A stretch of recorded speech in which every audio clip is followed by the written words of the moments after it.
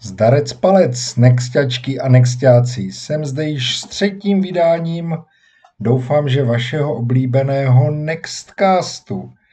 Od mikrofonu vás zdraví opět osiřelý Ondra doktor dočkal.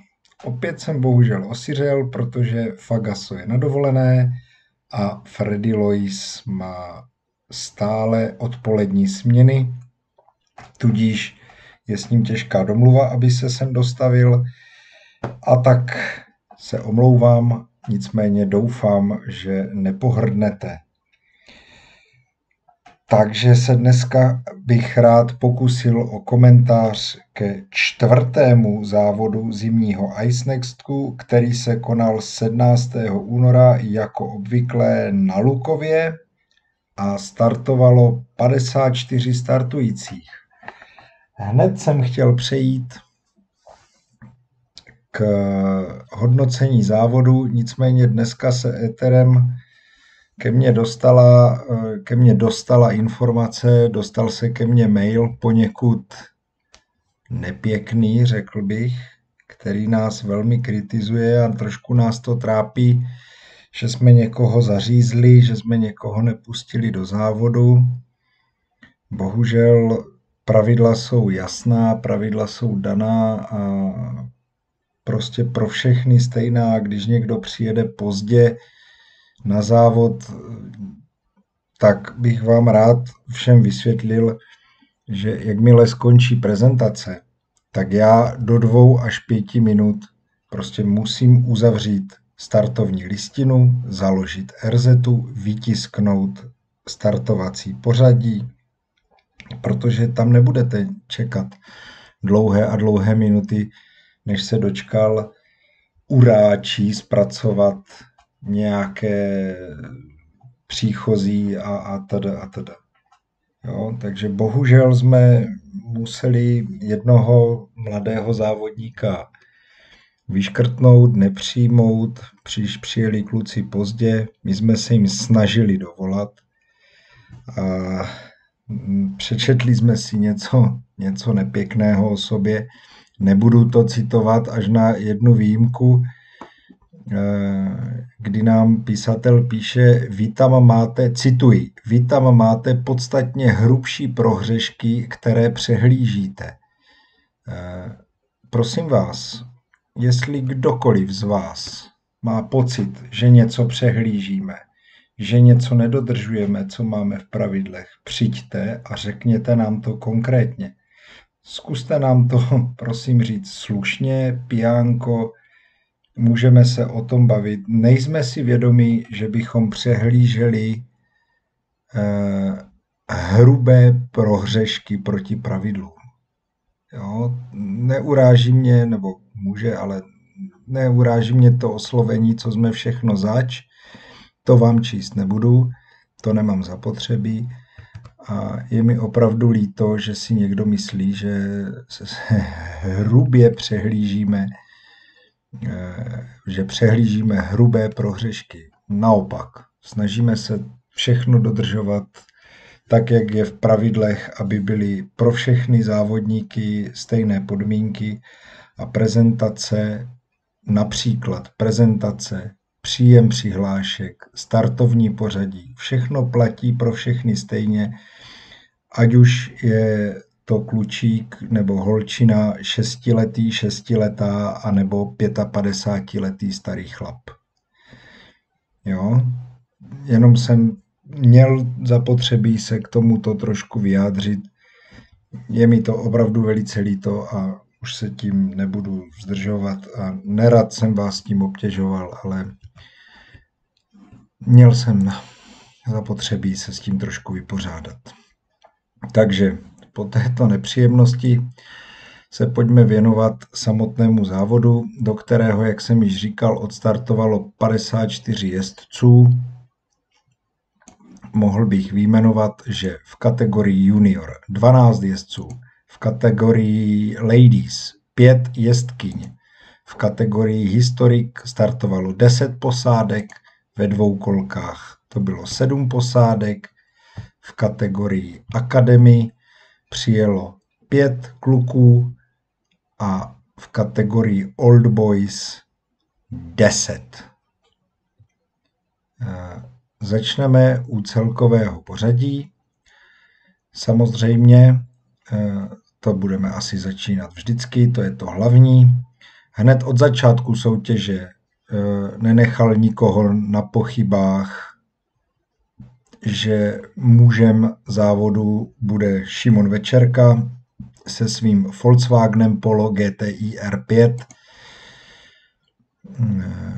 který od začátku soutěže vedl, nevyhrál všechny RZty, některé RZty vyhrál Tomáš Bílek. Nicméně Šimon si během 8 RZ, které se v sobotu jeli, vybudoval docela slušný náskok, a to 27 sekund, avšak nikoliv před zmiňovaným Tomášem Bílkem, který vyhrál, myslím, 2 RZty, ale před Davidem Vaculíkem, který v poslední RZtě o 6 desetin, necelých 6 desetin, šel před Tomáše Bílka, takže pořadí na bedně bylo Večerka, Vaculík, Bílek, Tomáš Bílek mladší. Čtvrtý, avšak se ztrátou již skoro půl minuty, za Tomášem Bílkem se umístil Kuba Charvát. Pátý byl překvapení závodu Kamil Sedláček. U toho se trošku pozastavím, protože Kamil Sedláček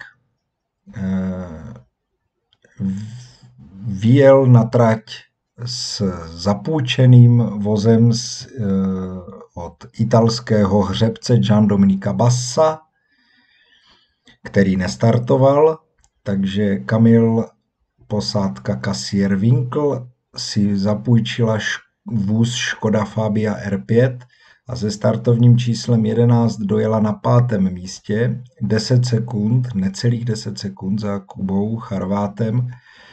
A Kamil v kombinaci s basovým autem a s novými pneumatikami zajel velmi výborné 5. místo a jde vidět, že to tam bývalý šampion prostě v rukách stále má, jednoznačně. Porazil o 6 sekund 6. Tomáše Lisáka, taktéž ze Škodou Fabii.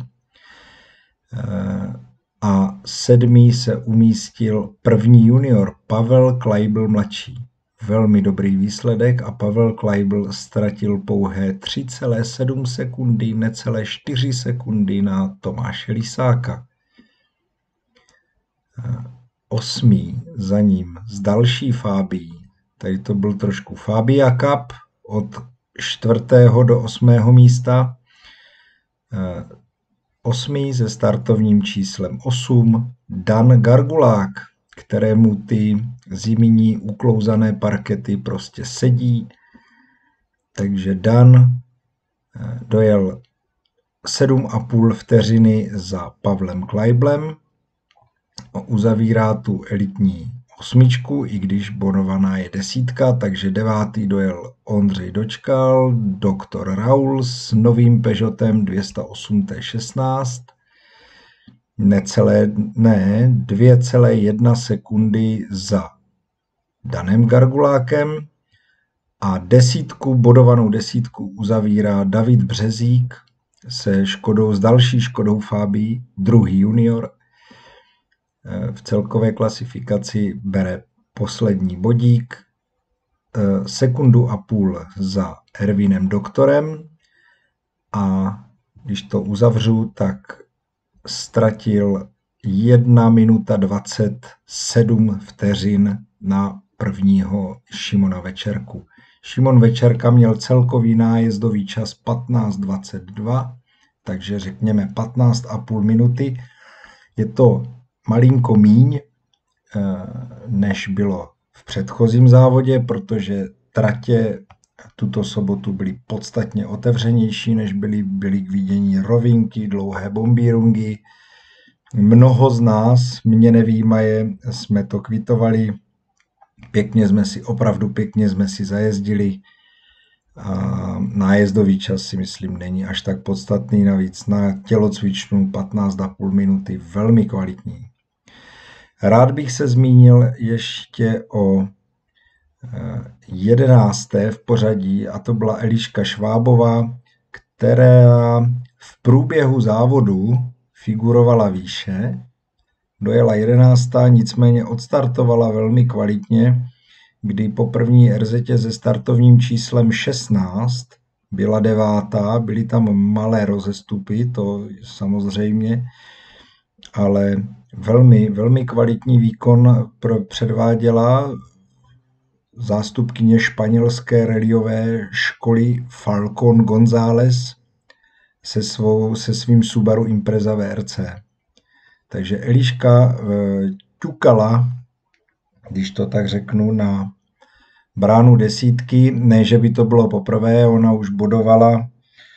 už bodovala v Graspu, tam brala dokonce 3 body, to je za 8. místo, takže by to nebylo první umístění, není to až také překvapení, ale myslím si, že to stojí za zmínku.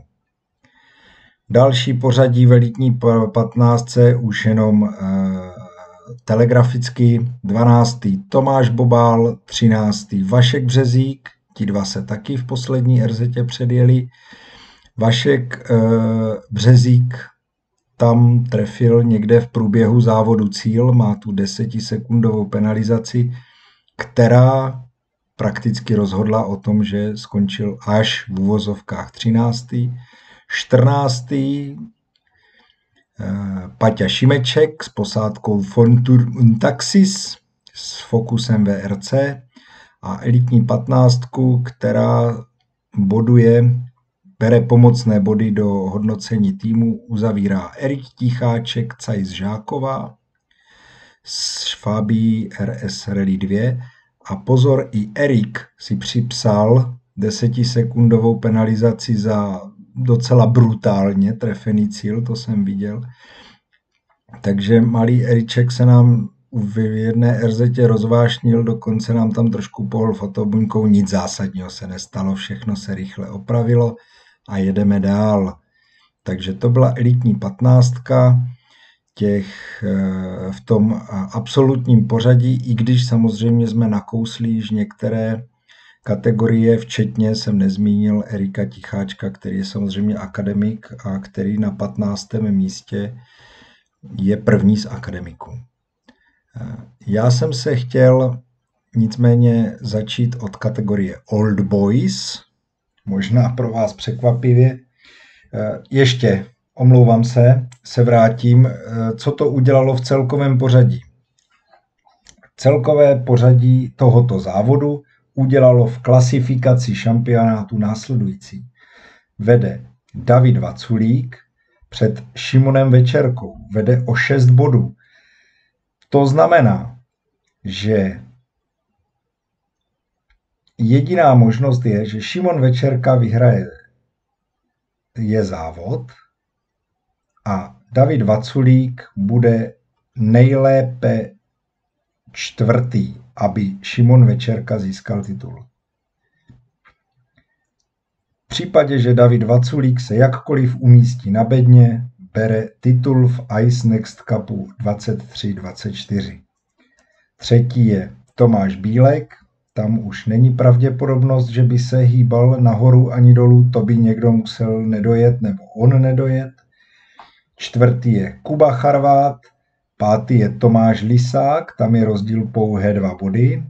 Charvy má 23 bodů, Lisman má 21 bodů. 6. je David Březík, 17 bodů. 7. je Pavel Kleibl, 16 bodů. 8. je Ervin Doktor, 15 bodů, tady to bude ještě těsné mezi těmi 3.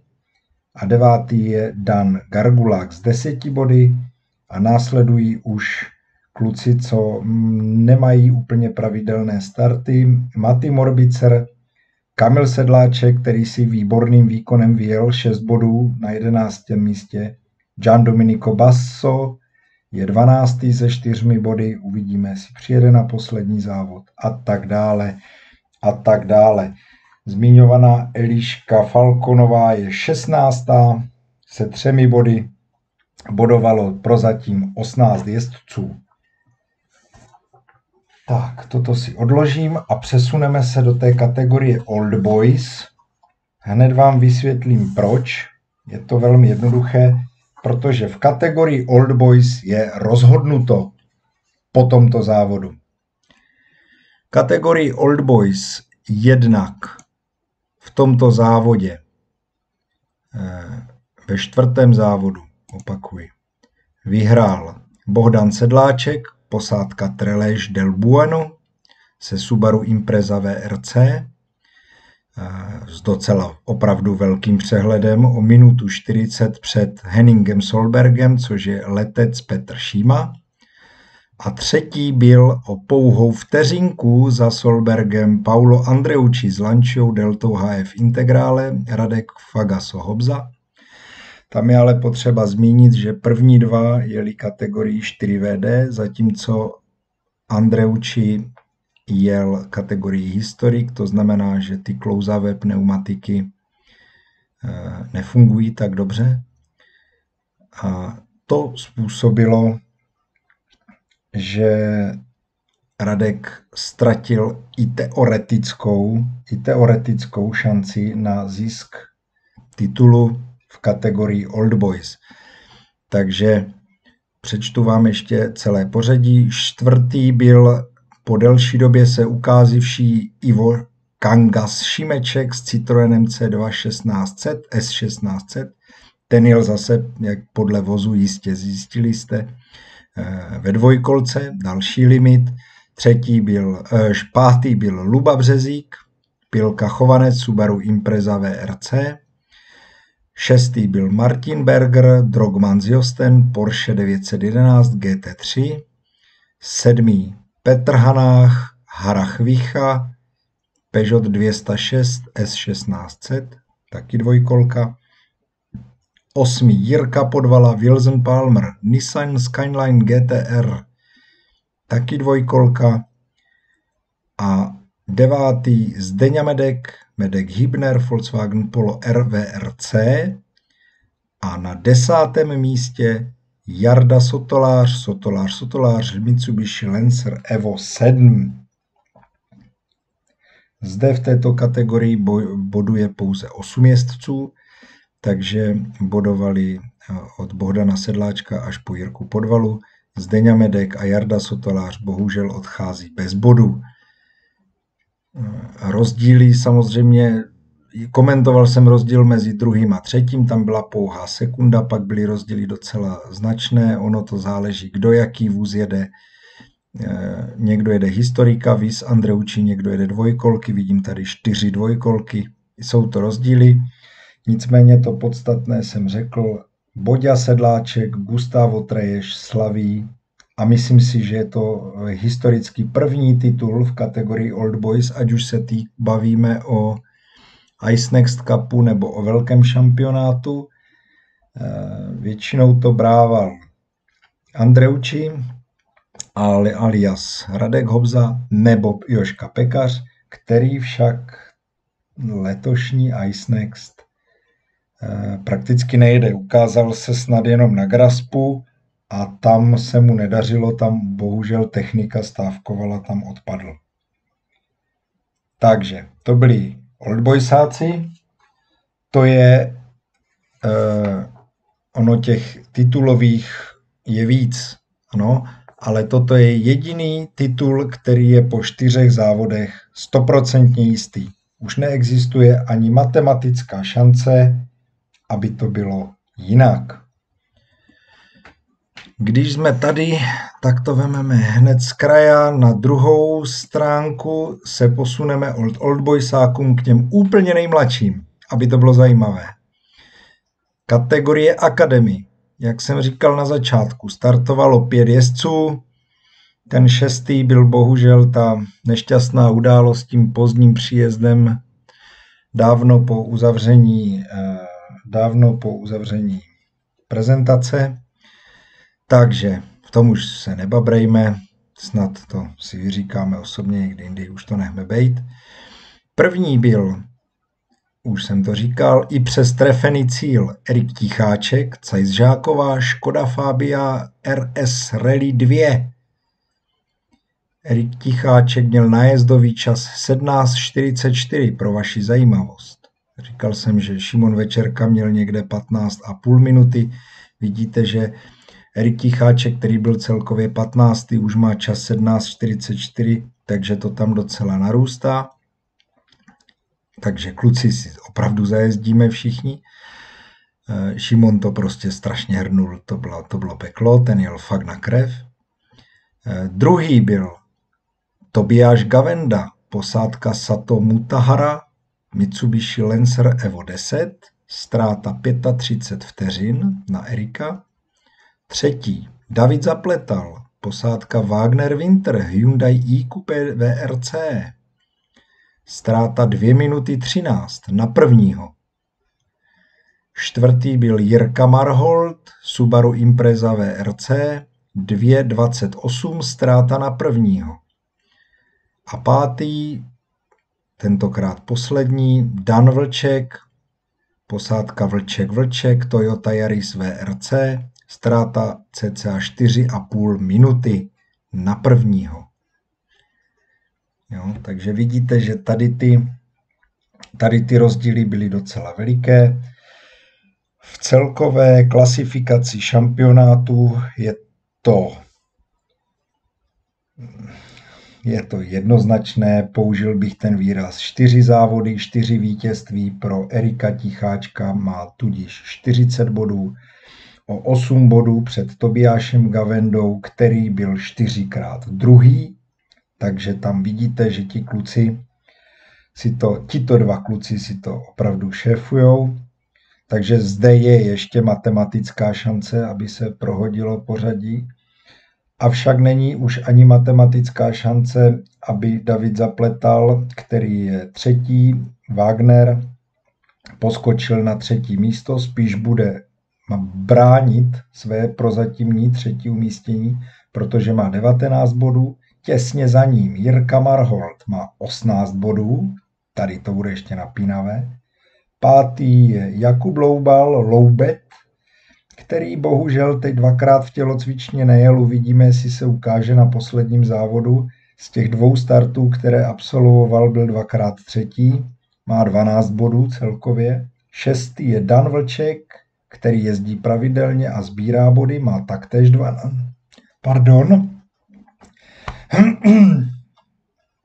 Má 12 bodů celkově. Omlouvám se, brutálně mi zaskočilo, takže skončili jsme u 6. Dana Vlčka. 7. je Jakub Sedláček s posádkou Hutunen, ten má 10 bodů. A 8. je Pajari Marek Hanák, který bohužel onemocněl a na tento závod se nemohl dostavit. Takže ten je celkově 8. OK. Takže to byli akademici a my se můžeme posunout. Uděláme ladies. Ano.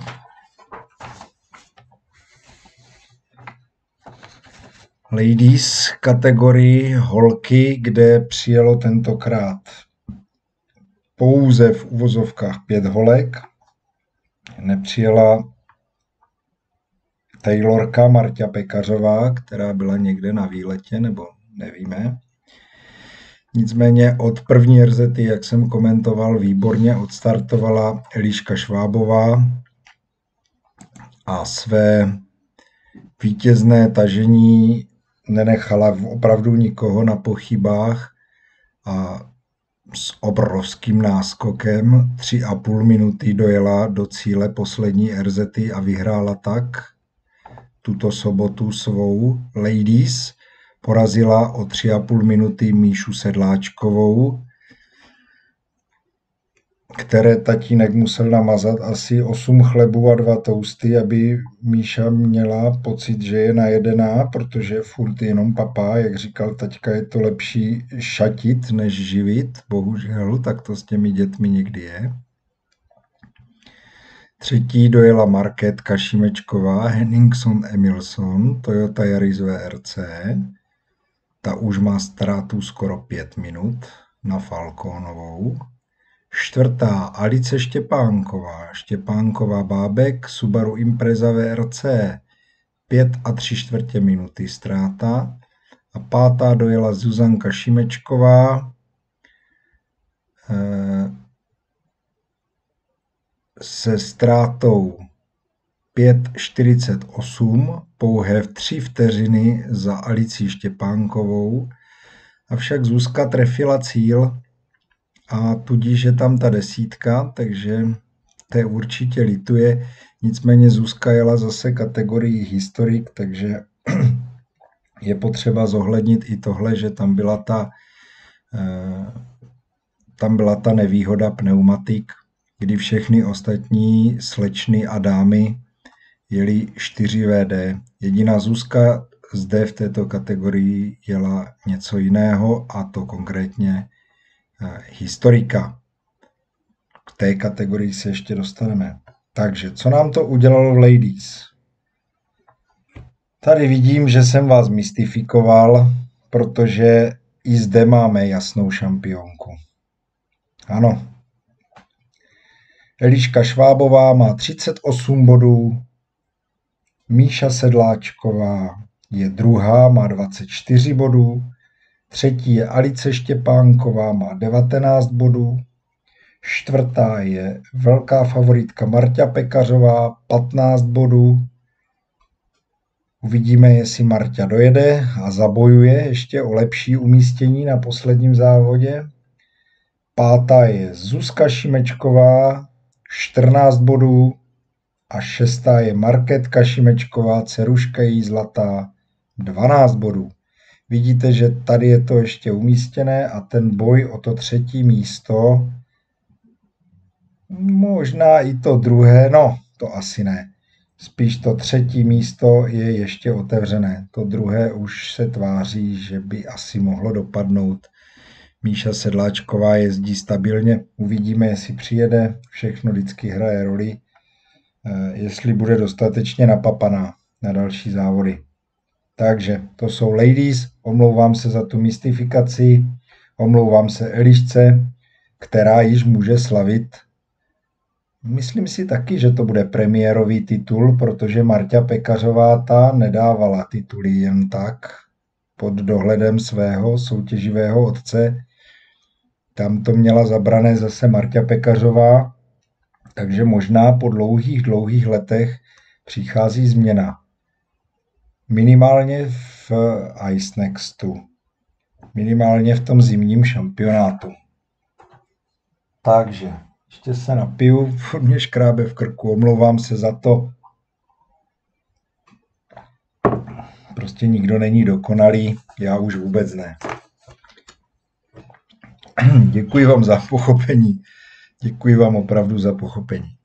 Přesuneme se do kategorie F2. Tu tady mám nachystanou nyní. Startovalo 7 posádek různých vozů, ale je pravda, že Honda Civic této kategorii vládne. A slovní hříčkou je, že Civic vodí Civík, alias Aleš Ticháček. A Aleš Ticháček 4 závody, 4 výhry, nejinak tomu tudíž bylo i tentokráte. A Aleš Ticháček s náskokem téměř minuty poráží druhého Civica v pořadí Pavla Kleibla. A zároveň 3. Civica v pořadí Míšu Králíka, který ztratil minutu 10. Ztratil na Pavla Kleibla zhruba 12 vteřin. 4. v pořadí už není Civic, nicméně Citroën C2 S1600, Ivoš Šimeček, zvaný Tatus, Kanga z Rihiervy, taktéž startující, a to je zajímavé, zbytek startovního pole, zbytek jmenovaných bude i v kategorii Old Boys, nebo bylo již jmenováno v kategorii Old Boys. Takže Old Boysáci se trošku soustředí na kategorii dvojkolek taktéž. Takže čtvrtý Ivo Šimeček, ztráta 2.05, pátý Martin Berger, Drogman z Josten, Porsche 911 GT3, 3 minuty 26. Vždycky to opakujem, Marta Berger jede s zadním náhonem. Šestý Petr Hanák, Harach Vicha, Peugeot 206 S1600, ztráta 4 minuty 14 na prvního. A sedmý Jirka Podvala, Wilson Palmer, Nissan Skyline GTR. To byl, myslím, taky zadní náhon. 5.51. Co nám to udělalo v celkové tabulce? Zde je to docela zábavné v tom smyslu, že Aleš Ticháček 4 závody, 4 výhry, 40 bodů. Pavel Kleibl 4 závody, 4 druhá místa, 32 bodů. Míša Králík 4 závody, 4 třetí místa, 24 bodů. Až Marta Berger teď poprvé byl až pátý, v uvozovkách, prosím vás, až pátý. Předchozí závody byl 3x čtvrtý. Má 19 bodů celkově.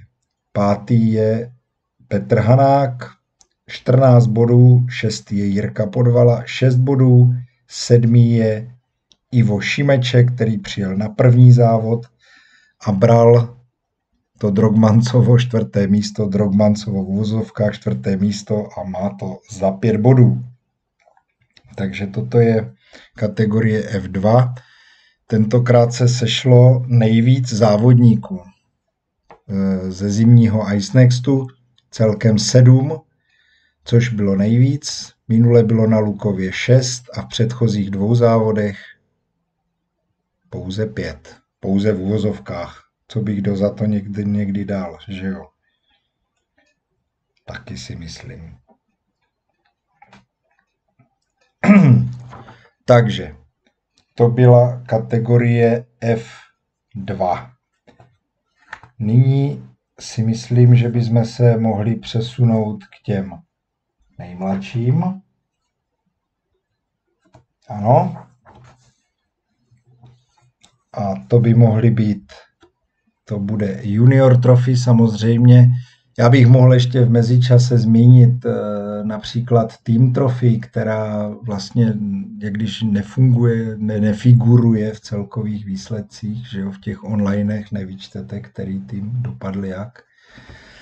Takže můžeme si velice rychle tady přečíst celkovou klasifikaci nebo průběžnou klasifikaci šampionátu, kdy vede a docela s přehledem tovární tým Tux Racing 36 bodů, druhý zajímavost Tux Racing Junior 30 bodů, takže Tux šlape na paty Tuxu a třetí, a to je trošku překvapení, 2 Liter Competition 27 bodů, jo, tam kluci, no, tam je to právě ta zimní, letní sezona, to není úplně směrodatné, ale tam kluci ještě mají šanci.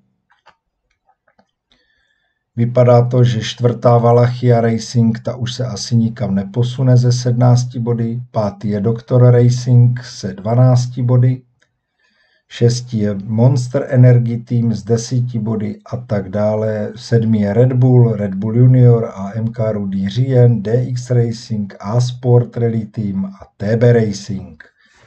12 týmů zatím bodovalo, abych dostal statistice za vše, tak jsem to vyjmenoval od A až do Z. Nyní se pojďme věnovat již zmiňované Junior Trophy, kde startovalo 12 jezdců a jezdkyň. A Junior Trophy byla velmi zajímavá již od začátku. Od začátku se tam právě že bojovali, vemu to tak, jak to bylo na první RZtě, Pavel Kleibl, Eliška Švábová, Erik Ticháček a David Březík. S malým odstupem tam byl ještě Tomáš Bobal, který tam však hrál na konci významnější roli právě proto, nebo i proto, že Erik Ticháček trefil ten cíl. Takže v cíli soutěže to bylo seřazené takto.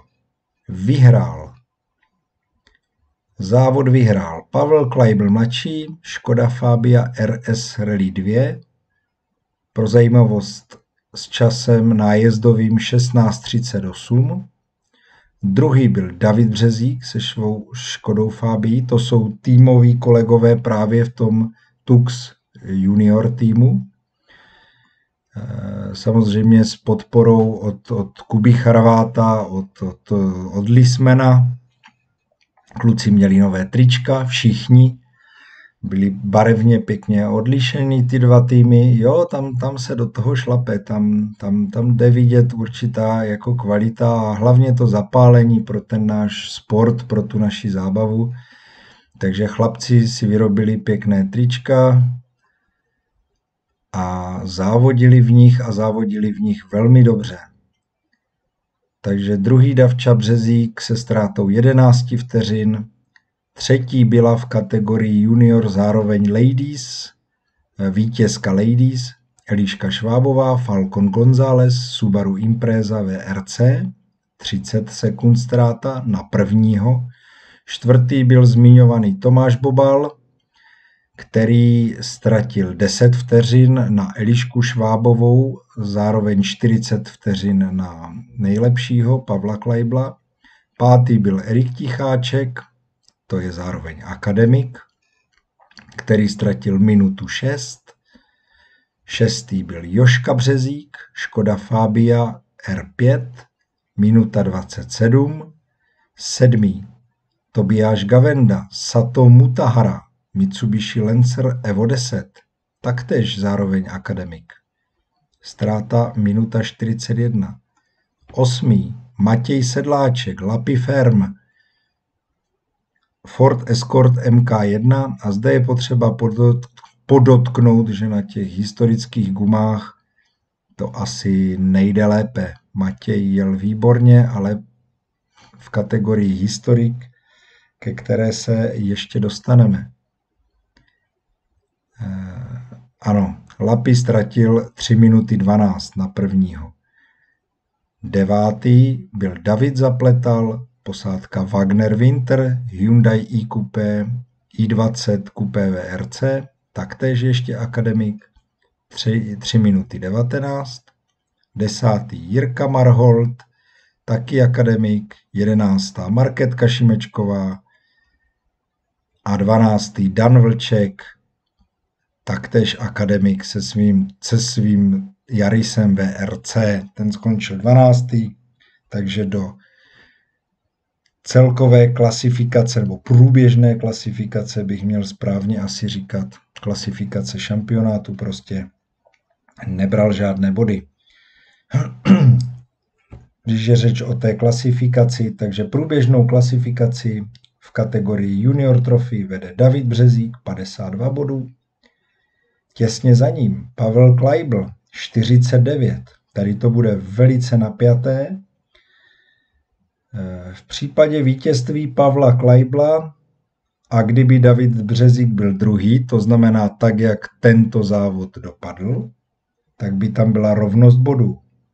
Rozhodovali by pomocné kritéria, které jsou úplně stejné, takže tam to bude ještě zajímavé, velice zajímavé.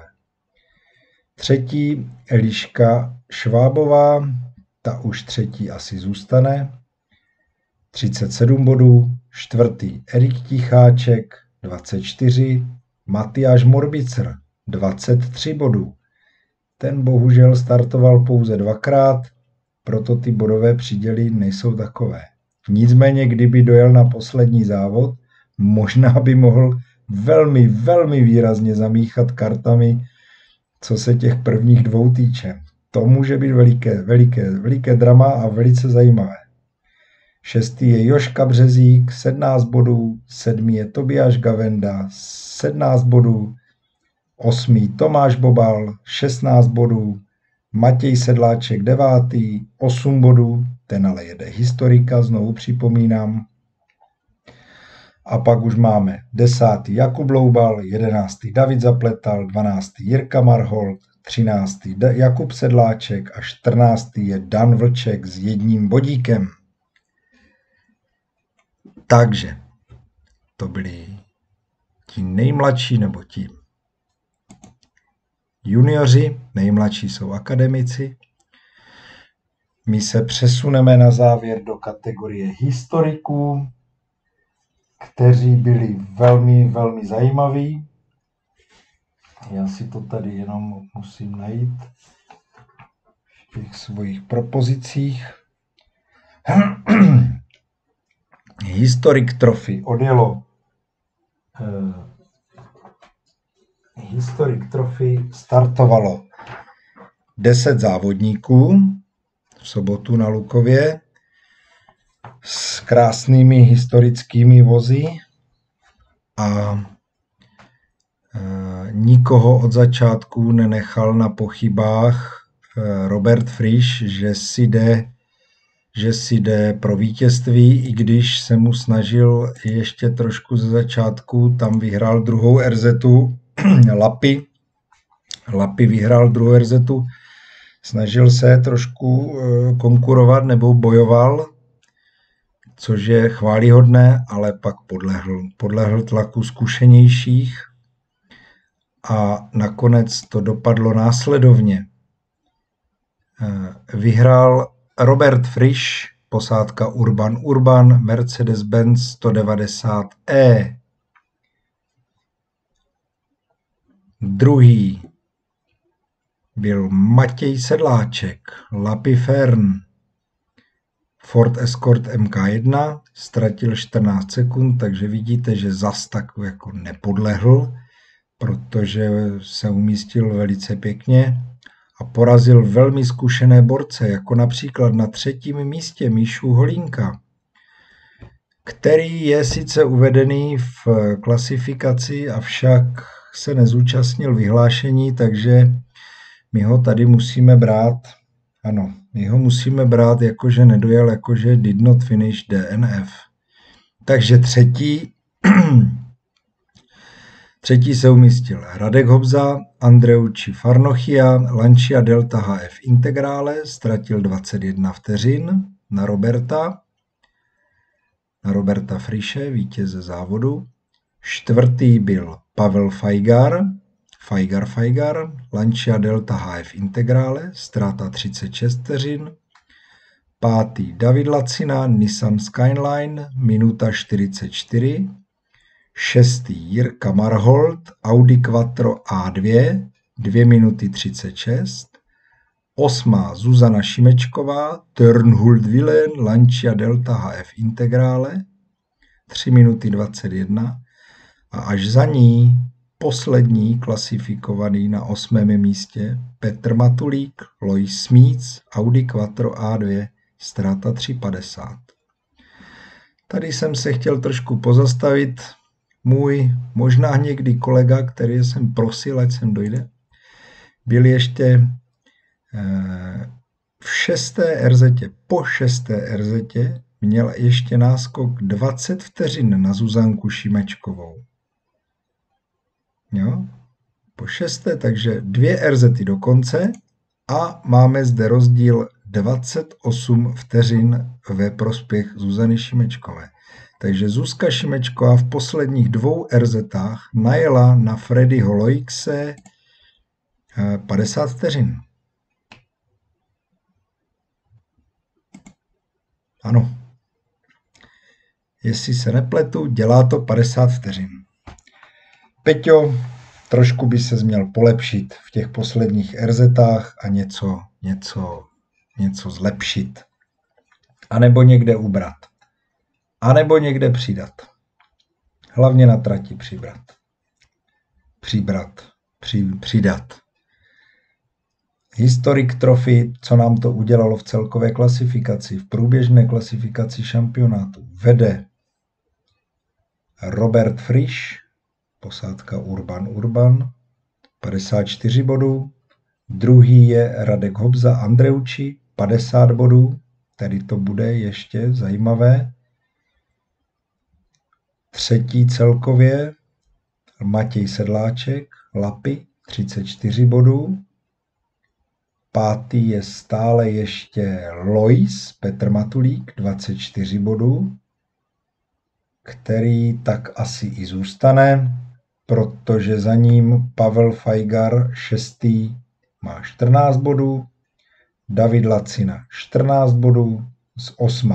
Zuzana Šimečková 11 bodů, 9. Martin Hubáček 8 bodů, 10. je Ipaty Zbyňa Mikl, 11. je Sotolář Jarda Mladší 2 body a 12. je Radomír Pavel za 1 bodík, ten se jednou ukázal, dojel 10. a dostal onen 1 jediný bodík.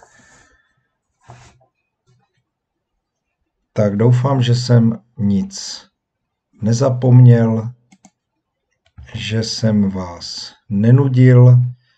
Opět 3/4 hodiny se dívám. Já nevím, jestli bych to jako mohl nějak zkrátit, asi velice ne, ono to tak asi bude trvat. Takže a na úplný závěr vám poděkuji za poslech, za pozornost a jakékoliv konstruktivní připomínky, dotazy či podněty nám píšte do komentářů na YouTube nebo na Facebook nebo do našich mailů. Určitě budeme za vaše postřehy rádi. Sdílejte, lajkujte a sledujte naše webové stránky www.nextrcreli.cz nebo nás sledujte na Facebooku. Od mikrofonu se loučí dneska s trošku zastřeným hlasem Ondra Dočkal, Branek Kizmič. Děkujeme za vaši přízeň a na našich dalších závodech, které budou v březnu, poslední závod na Lukově, nashledanou. Mějte se krásně.